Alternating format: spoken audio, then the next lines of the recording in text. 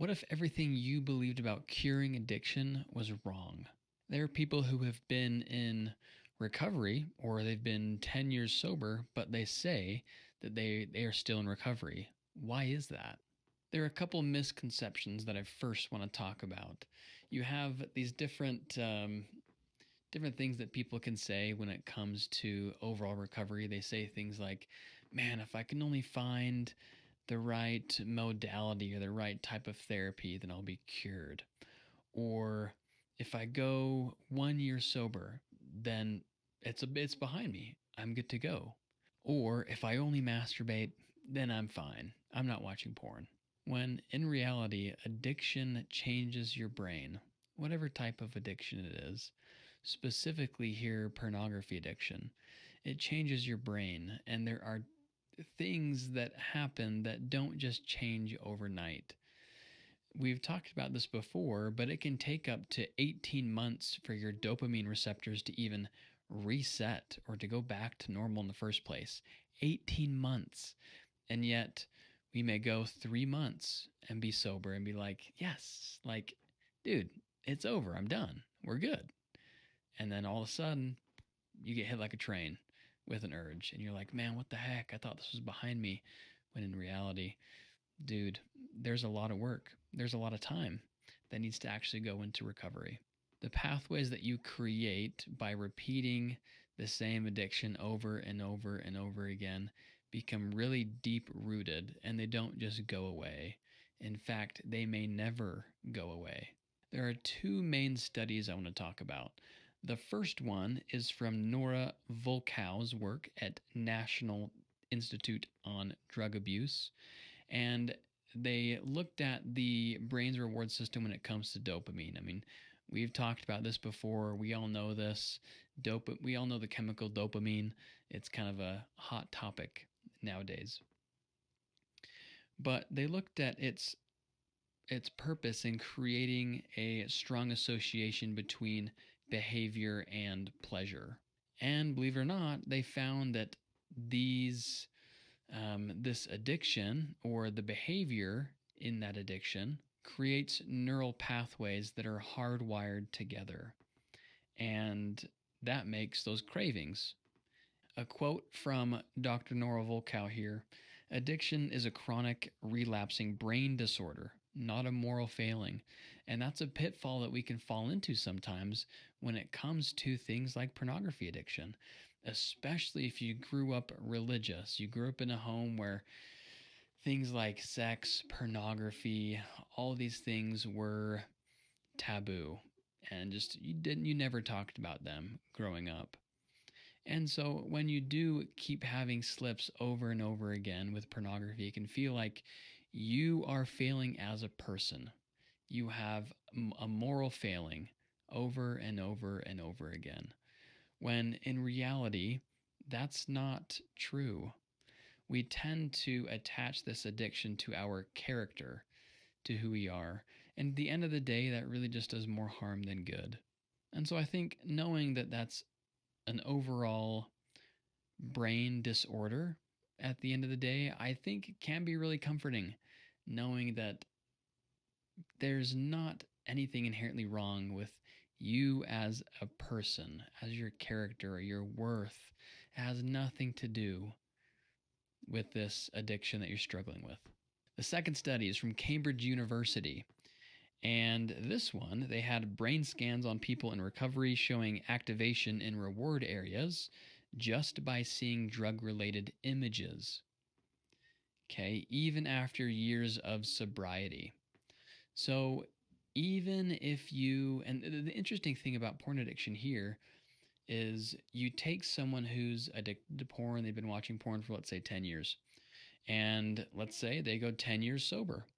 But if you show them another picture of, let's say, a naked woman 10 years down the road, they're still going to get aroused and triggered. And the tricky thing here with pornography, I think, is if you are just a heterosexual male and you see a picture of a naked woman, I think you're going to be aroused either way, right? If your brain is working properly, which again, it's just gets kind of tricky when it comes to pornography addiction and recovery, and knowing that um, these these feelings that you can see when it or these feelings that you have when it comes to actually viewing things like an attractive woman, or uh, a naked picture, some pornography that pops up on the computer, and you get aroused. Part of that is normal, but it can also be a trigger that can lead down a rabbit hole, and we know where that goes, right? But the important part to get from this study is that the brain remembers.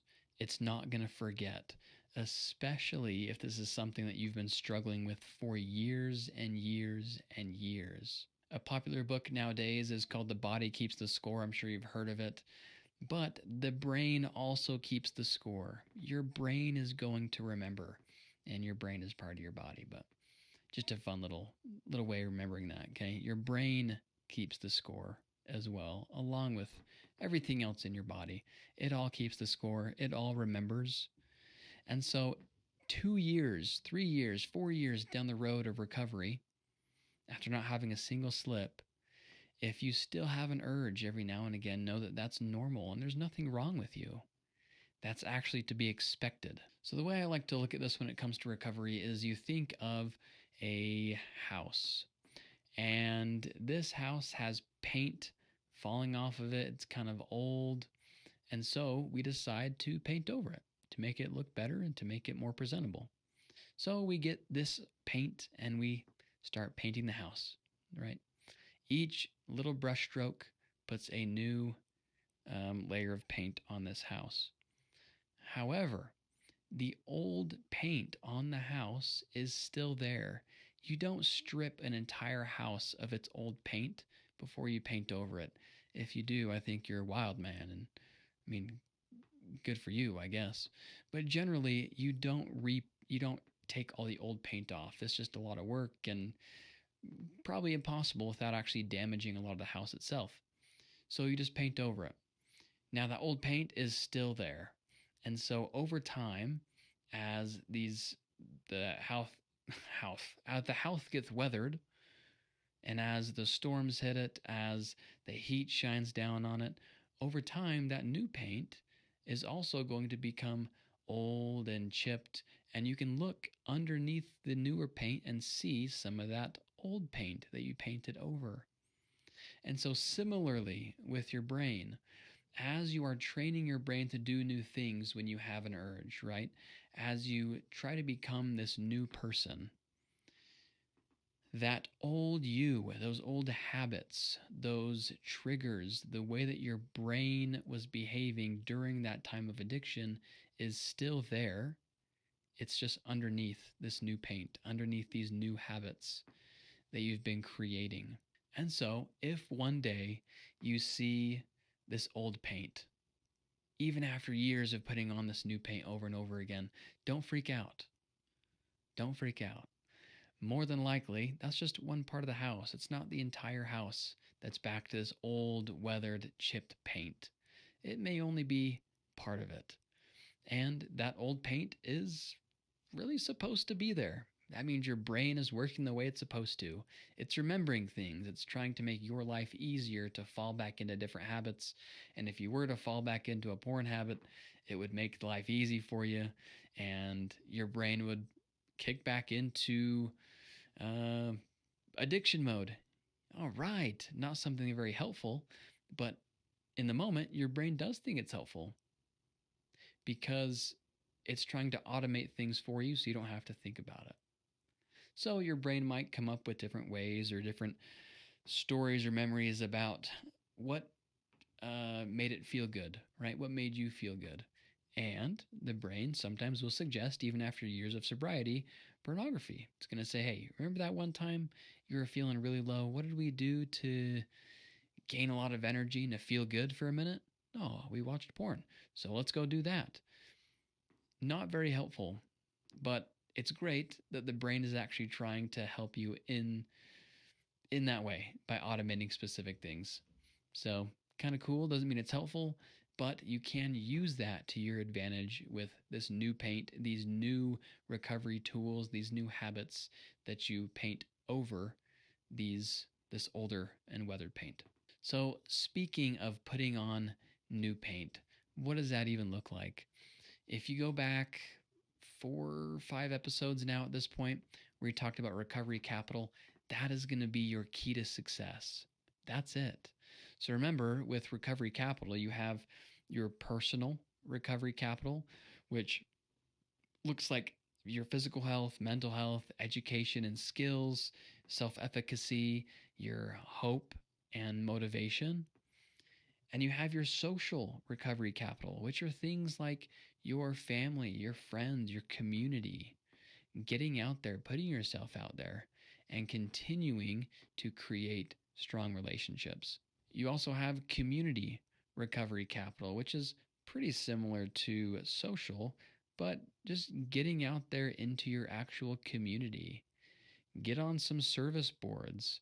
Get on any other type of board in the community to give you a sense of direction and some purpose and a drive to do good for not just those that are in your immediate circle of influence, but those that are also in your broader community. And fourth, you have your cultural recovery capital. I was going to say you have your recovery capital. It's not very helpful though. So things like your cultural identity, faith, spirituality, and language and traditions. In most 12-step programs, you'll find that, if not all of them, you'll find that there needs to be a sense of a higher power. And attaching yourself to that, knowing that you can get help from something greater than yourself, is huge. And that's part of your spiritual recovery capital. And I think that's something that we are also going to be talking about more later down the line, and implementing religion, spirituality into your actual recovery. So, to sum it all up, we need to get this idea, this want of being cured forever out of our minds. That's not realistic, and that's not how addiction works. This is something that you're going to learn to manage for the rest of your life. Now, that may sound a little scary. You may think, oh my gosh, am I going to have these urges every day for the rest of my life and just white knuckle till the very end? No, that's not what that means. But knowing that years down the line, you still need to stay vigilant. You still need to keep applying new paint to this house as you keep getting weathered, right? Because you're going to have stresses in your life that are never going to go away. Stress is a part of life. And your brain is going to do what it does best, and it's going to try and help you. And that doesn't mean that it's always going to be helpful.